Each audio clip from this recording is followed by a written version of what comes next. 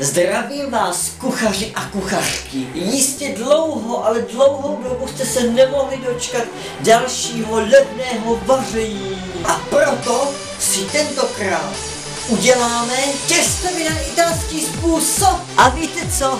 Pojďme na vaření. Pro přípravu těstovin na italský způsob potřebujeme následující ingredience.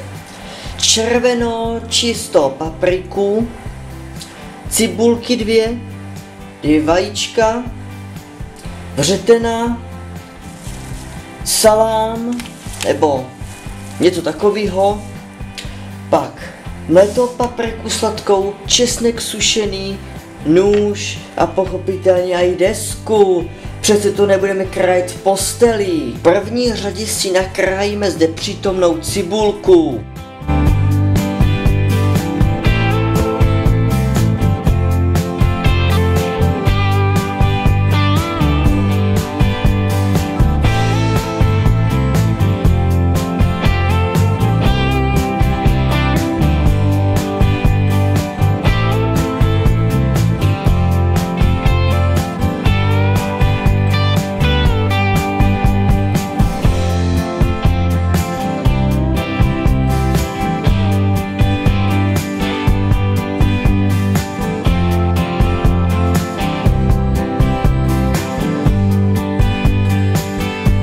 A ještě si musíme nakrájet zde přítomnou červenou přírodní papričku.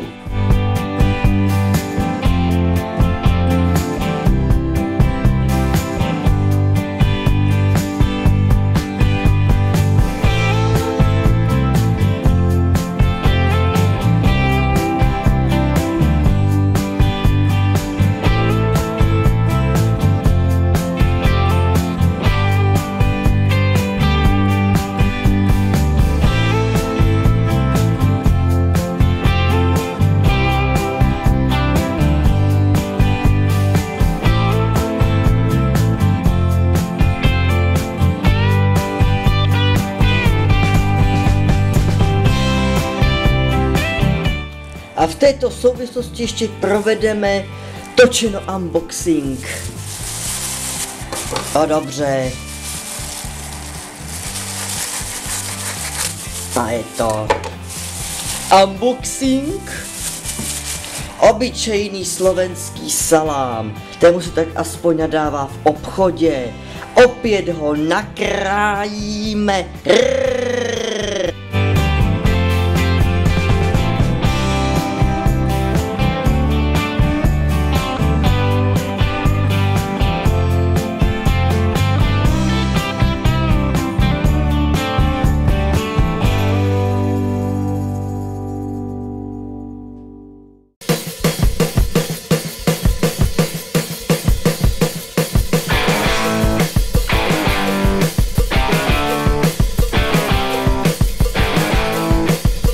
A až jsme doceli takovéhoto podobného nakrájení, tak všechno z těch misek jemnouce osmáhneme, opravdu jemnouce. A jak to máte všecko jemnouce, jenom slabě stačí nějak takhle osmáhnout, toto bohatě stačí, nemusí to být nic černýho, žádný brikety, tak to tam takhle nasypeme. Se vším všudy. Aj salám. Jo, to taky. Šup. A s troškou oleje. Ať to má šťávu, takzvaně. A cibulku teda, papričku taky. Jemňouce osmáhlá. Nic černýho opět. A mezi tím, než jsme si tohleto tady všecko udělali, tak si dáme postavit na těstoviny. A to jako v první řadě, než začnete dělat, vařit, tak si dáte na sporák plynový či elektrický vřetená.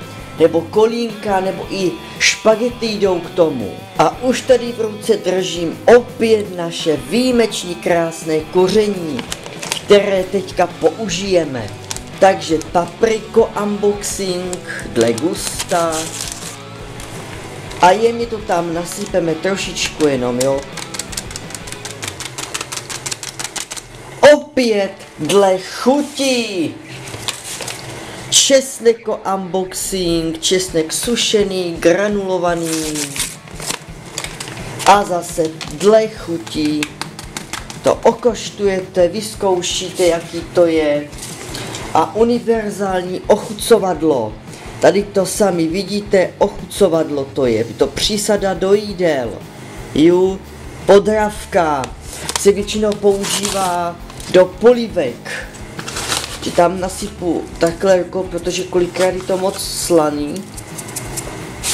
Zamícháte, uvařilo se vám těstovinky, nasypete to tam, zase to promícháte, pak tam dáme 2 vejce do skla, neboli 2 vajíčka, můžete to smíchat i s mlíkem či vodou, to je jedno, dáte to tam, promícháte to opět, jo, promícháte to a dáte na to poklop na tu remosku a necháte to zapíct. To si všechno ukážeme. Ještě vám chci ukázat ta vajíčka.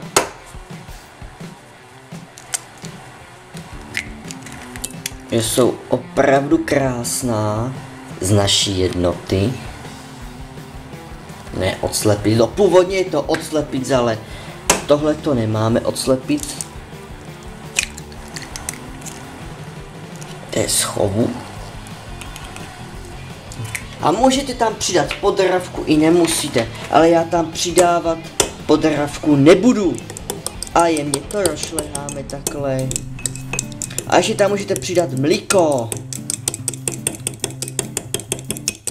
Poté, co se nám uvařily těstoviny, ať jsou to špagety, kolínka, vřetená, nebo dokonce i motýlci, tak celý ten obsah toho následovně nasypeme do remosky. Jo, takhle.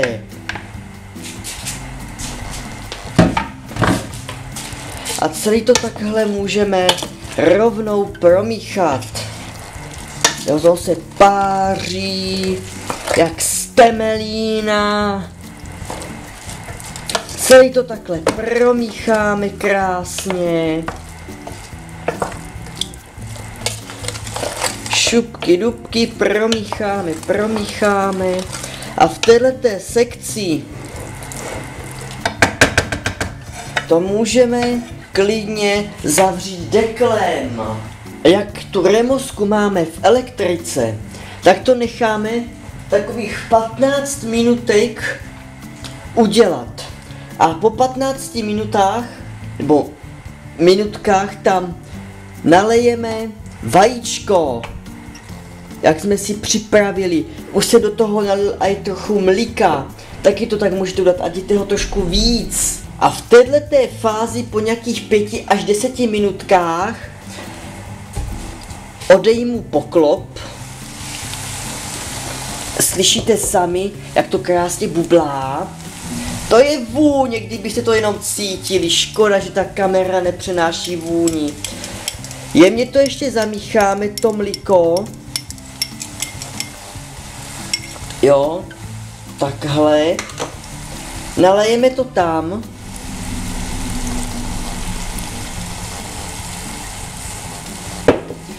A znovu tam dáme poklop.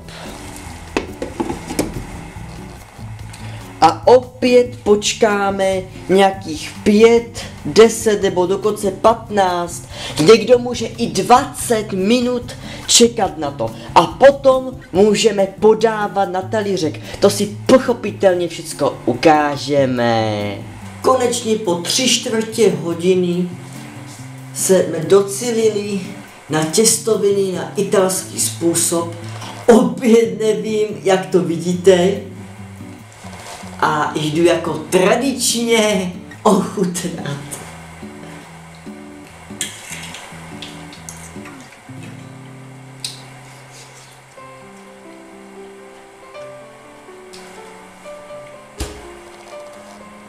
Lidi, kuchařky a kuchaři, to se jí samo.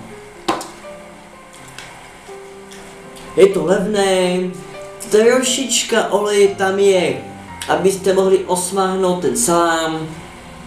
Můžete tam dávat i klobásky, dokonce i mletý maso, můžete i panenku tam nakrájet, nemyslím tím babu, ano.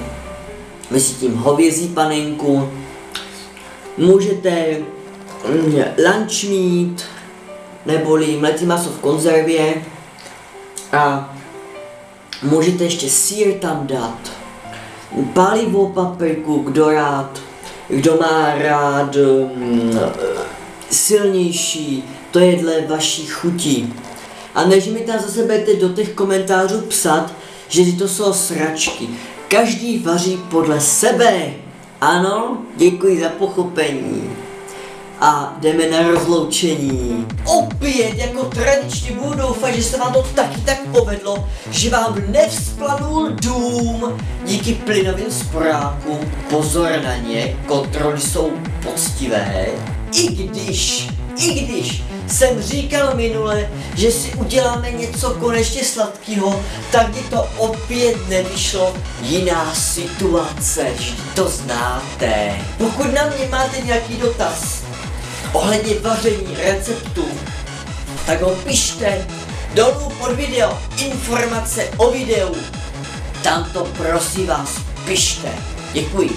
Sice nevím, co příští měsíc uvařím, sladkého či něco s masem, ale určitě se něčeho takového dočkáte. Tak se zatím mějte, za měsíc čau a za měsíc čau páčko a vaření zdar.